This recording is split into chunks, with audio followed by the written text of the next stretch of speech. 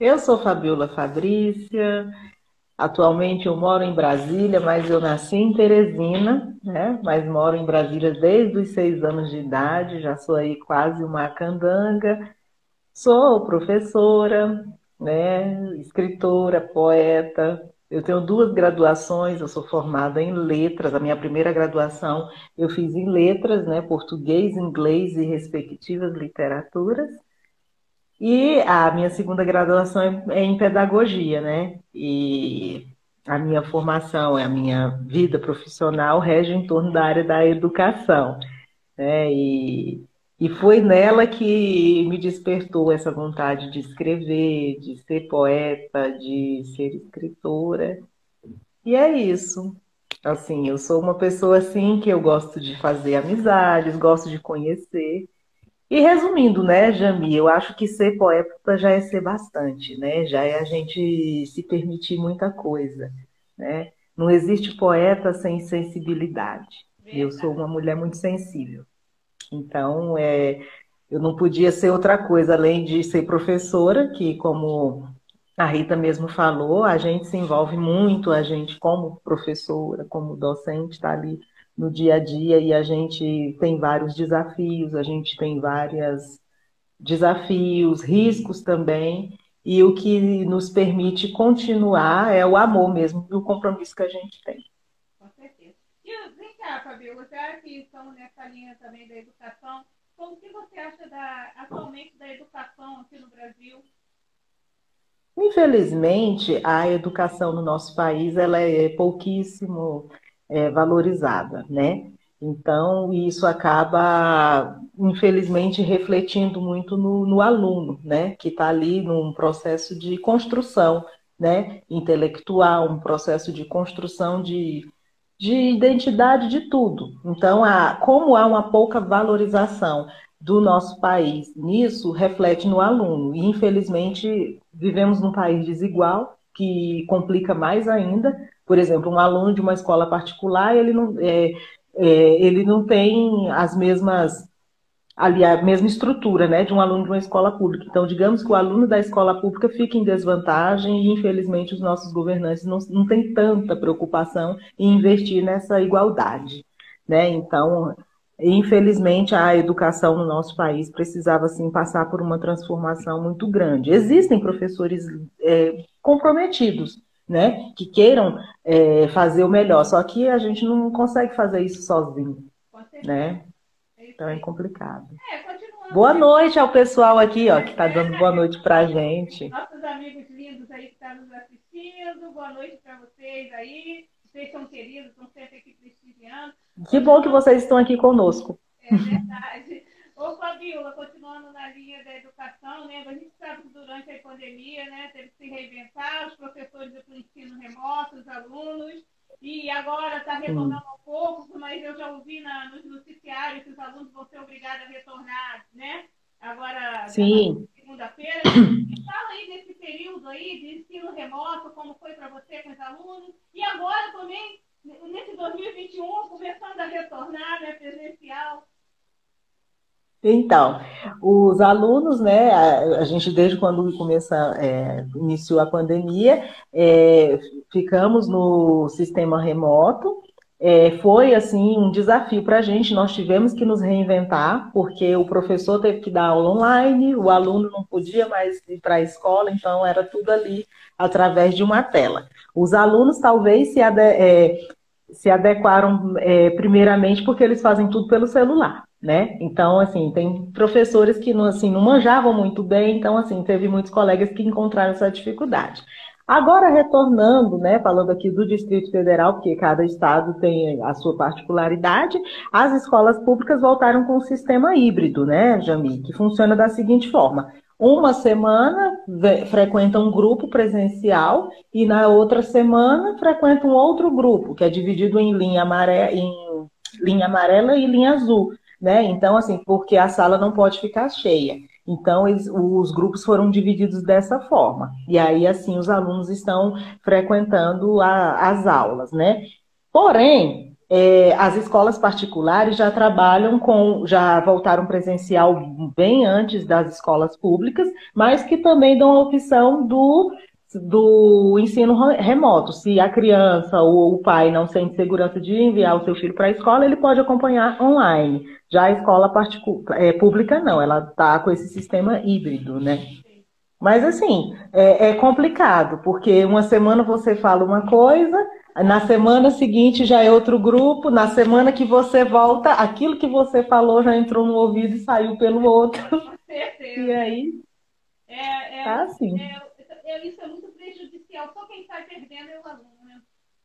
Exatamente, isso é. Infelizmente, também tem aqueles alunos, é, falando de escola pública, né, que não têm acesso à internet, que não tem um tablet, que não tem computador. Então, esse aluno, assim, a gente teve vários casos sérios de evasão escolar, né, de alunos mesmo que deixaram de estudar porque não estão conseguindo acompanhar. E isso para a gente é muito triste, Com certeza. né? A Vamos gente não falar consegue de mais. outro assunto aqui, mudando um pouquinho de letra CRE. Vamos falar, como eu já perguntei para outra convidada, para você sobre o Outubro Rosa, sobre a importância do câncer de mama. Nós estamos nesse mês, sabe que o ano todo, a vida toda temos que nos cuidar e tal, tal, tal.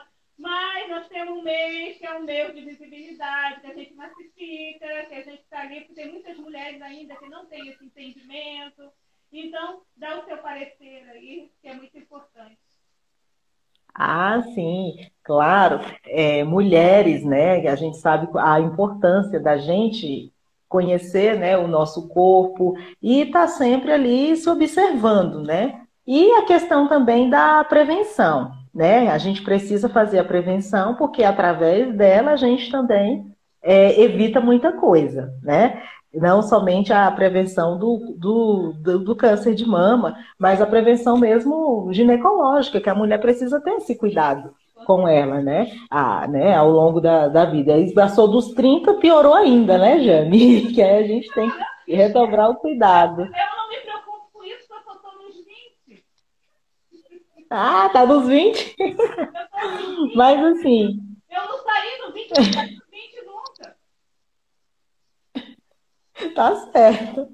Mas a prevenção ela é importante, né? É uma questão de cuidado com o nosso corpo, um compromisso com a gente mesmo e com as pessoas que estão com a gente, né? Com as pessoas que a gente ama, porque se a gente adoecer, se a gente ficar doente, e é muito ruim você pegar uma doença dessa, assim, tão séria como essa e ser pego de surpresa, né? Então, muitas vezes eu sei que todos nós estamos sujeitos a isso, né? Quando essas coisas aparecem, a gente não pode fazer muita coisa, mas a gente pode fazer a prevenção, a gente pode se cuidar. Às vezes a pessoa não tem esse costume de se prevenir e acaba ali se agravando e quando descobre, não pode fazer muita coisa, né? Então, assim, mulheres, deixem assim vamos falar aqui a realidade mesmo. Ainda tem mulheres muito resistentes aí a procurar um médico que mexa na sua intimidade, né? Então, assim, deixe isso de lado porque priorizem a saúde, ame-se, né?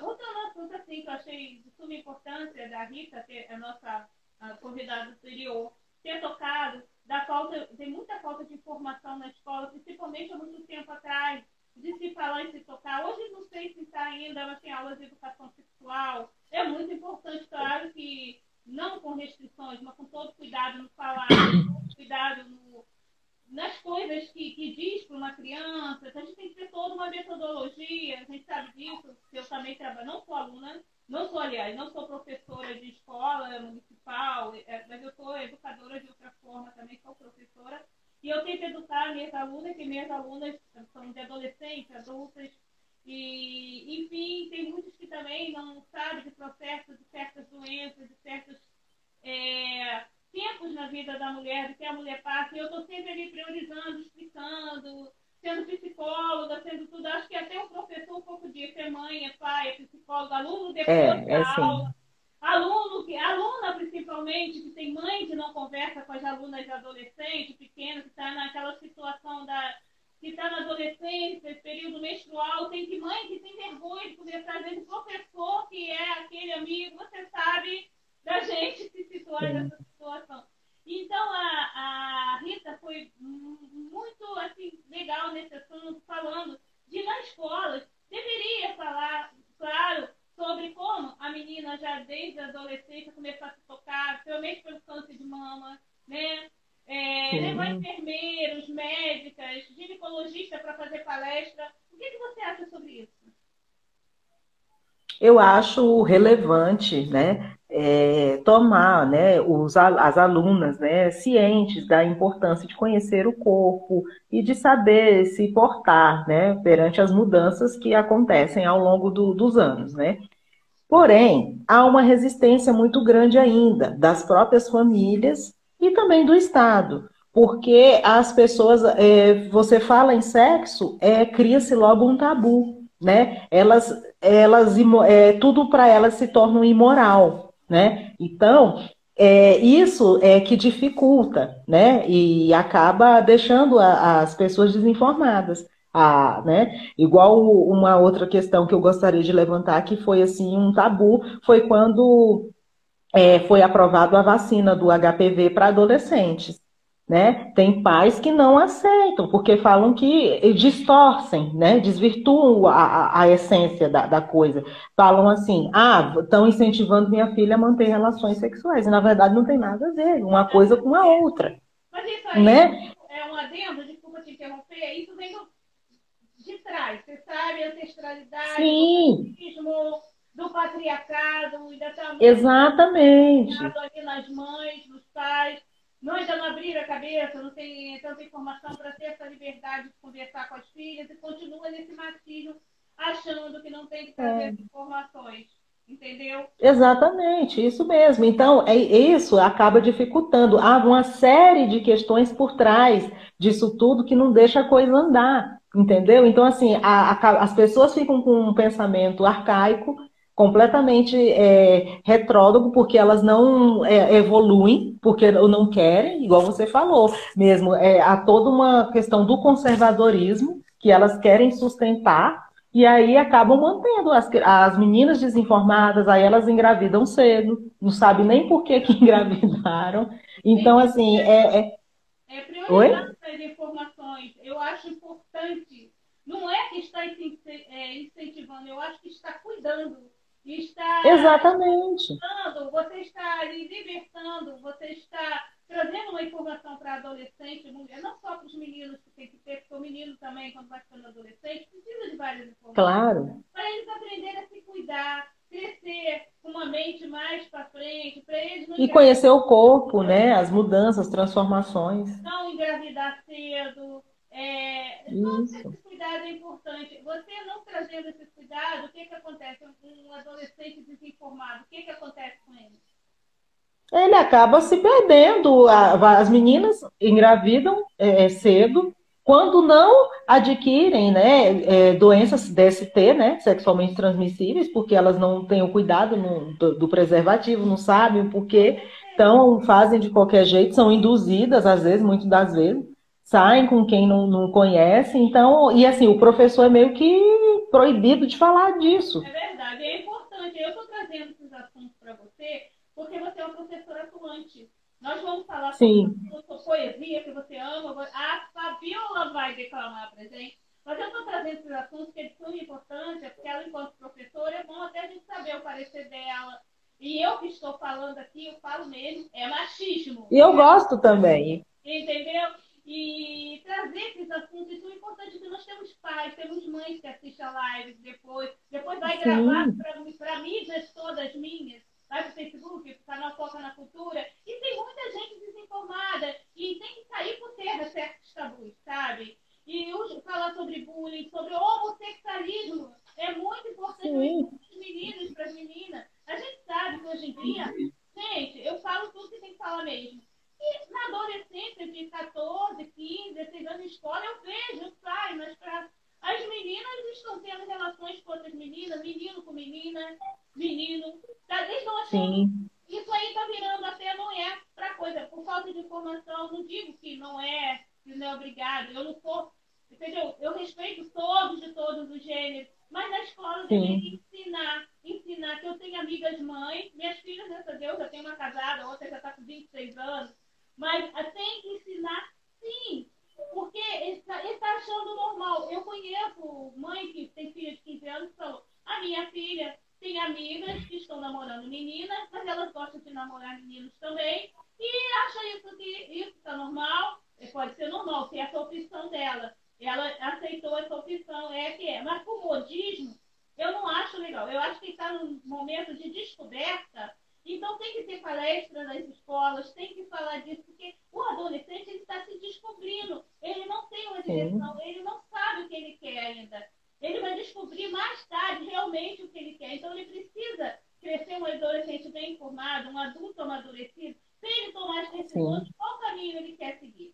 Se ele quer seguir esse caminho, tudo bem, foi decisão dele, então já está mais endurecido. Não por modismo, não porque um está fazendo, porque o outro está fazendo. E isso é o quê? Falta de orientação.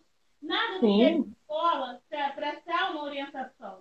Isso daí tem que sair por terra, tem que orientar sim, não é, Fabi?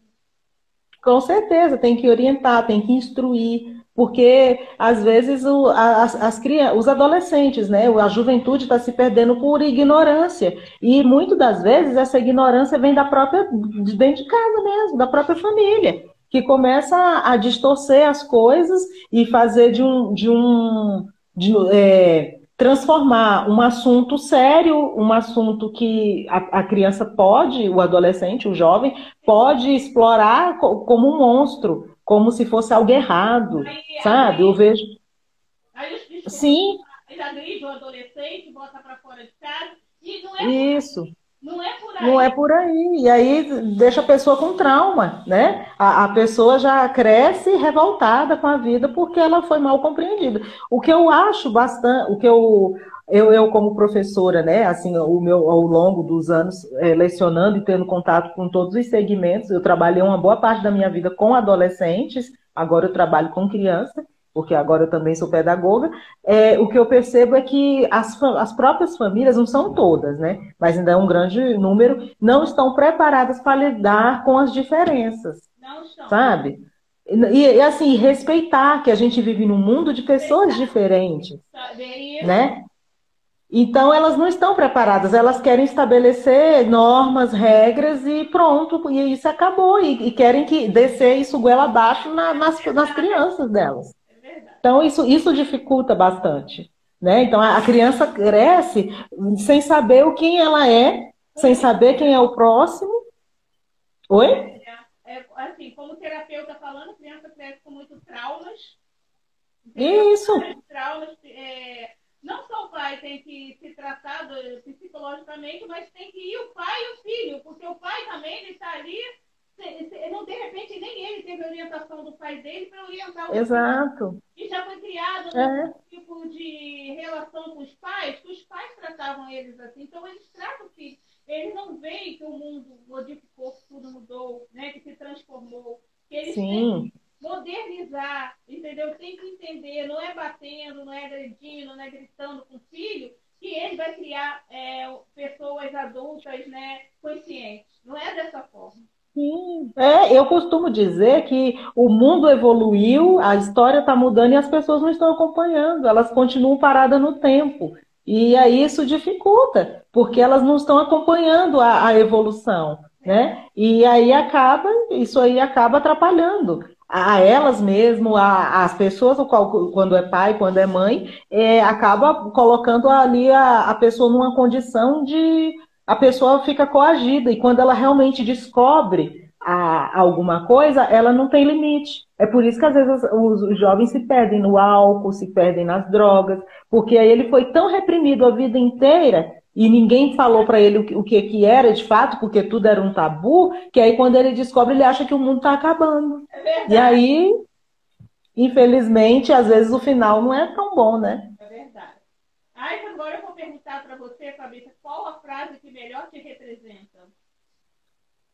A frase que melhor me representa? Eu gosto muito de uma frase do meu poeta, né, favorito, Ferreira Goulart, que ele diz assim: eu não quero ter razão, eu quero ser feliz. E eu tô desse jeito. Cadê o nosso café?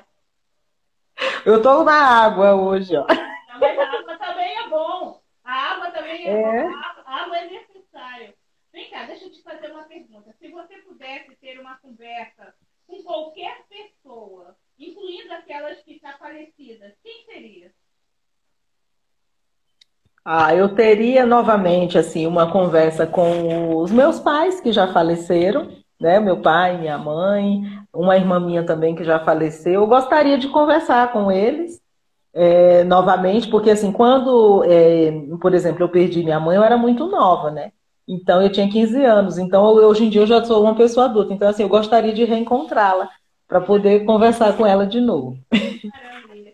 Qual foi o acontecimento da sua vida que mais te marcou? O acontecimento da minha vida que mais me marcou, eu acho que quando eu conquistei as minhas graduações, né?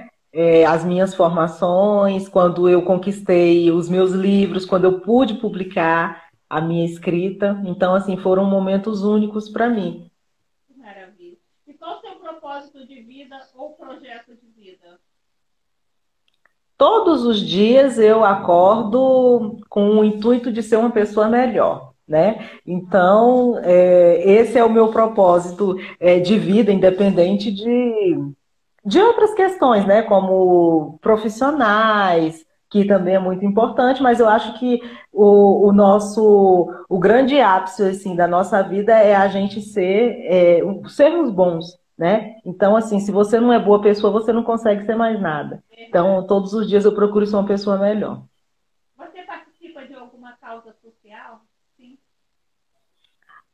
Eu faço um trabalho voluntário com crianças especiais, né? Então, sim, então eu dedico um tempo da minha vida para poder estar trabalhando com crianças especiais, estimulando nessa parte pedagógica, nessa parte do aprendizado, com crianças bem comprometidas mesmo, assim, que precisam mesmo de um professor ali do lado. Então eu me envolvo, eu faço um trabalho voluntariado nessa área. Que trabalho lindo.